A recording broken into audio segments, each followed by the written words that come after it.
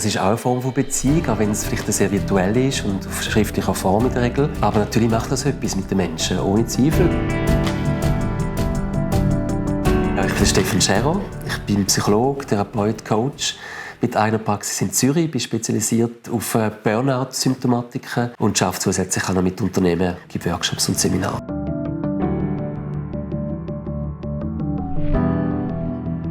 Hate Speech kann sehr verstörend wirken. Es ist etwas, das unter die Haut gehen kann, weil einfach zum Teil Kommentare kommen, die dermassen menschenentwürdigend sind und respektlos, dass auch sehr viel Stress verursacht, dass Leute gibt, die dann wirklich verstört sind über die Welt, über die Menschheit. Und wir Menschen sind soziale Wesen, oder? Wir sind aufeinander angewiesen.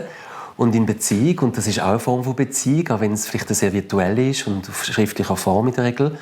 Aber natürlich macht das etwas mit den Menschen, ohne Zweifel. Und irgendwie, wir sind in der Gesellschaft und einfach allein, dass es Individuen gibt, oder manchmal auch mehrere, die dermassen zum Teil destruktive oder auch gewaltverherrlichende, rassistische, diskriminierende, was auch immer, für Hasskommentare posten, ist etwas, das sehr verstörend wirken kann. Und wo auch, also so hat das OECD vor ein paar Jahren mal mitteilt, auch durchaus zersetzend kann sein für eine Gesellschaft, für eine demokratische. Und natürlich, wenn man jetzt viel mit dem konfrontiert ist oder sehr viel liest, kann es grundsätzlich auch zu psychischen Störungen führen, oder? Also sagen wir depressive Entwicklung, Angst und bis dahin, dass auch Leute, wenn wir traumatisiert sind aufgrund von anhaltenden so Hate-Speech-Kommentaren oder auch wenn man langt ein, wo dermaßen verstörend ist, dass man einfach dann wie nicht mit dem umgehen kann, dass wie einfach die eigene Kapazität übersteigt, zu einem Weg finden, dass man gesund bleibt eigentlich mit dem.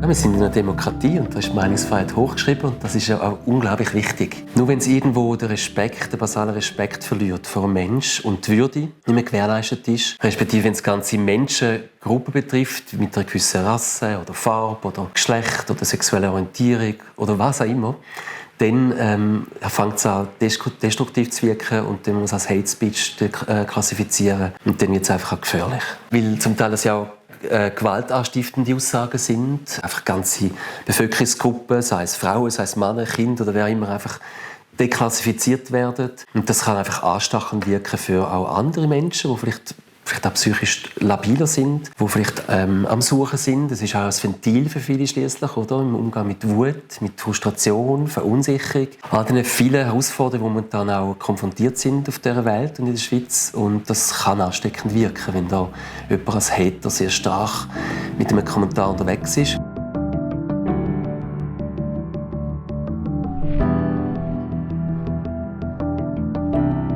Das Beste ist natürlich, das ist einfach gesagt, sich nicht zu fest berühren lassen, emotional. Oder? Also möglichst cool bleiben, sage ich.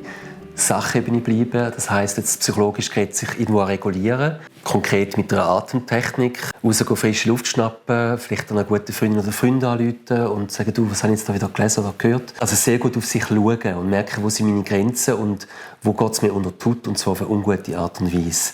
Also das Hauptprinzip oder Anleitung ist, möglichst auf der Sachebene bleiben, möglichst wenig emotional reagieren und schon gar nicht Feuer geben, so dagegen reden oder dann noch irgendwie gegen den Hater etwas zu schreiben. Das ist natürlich super für eine eskalierende Kommunikation. Dann.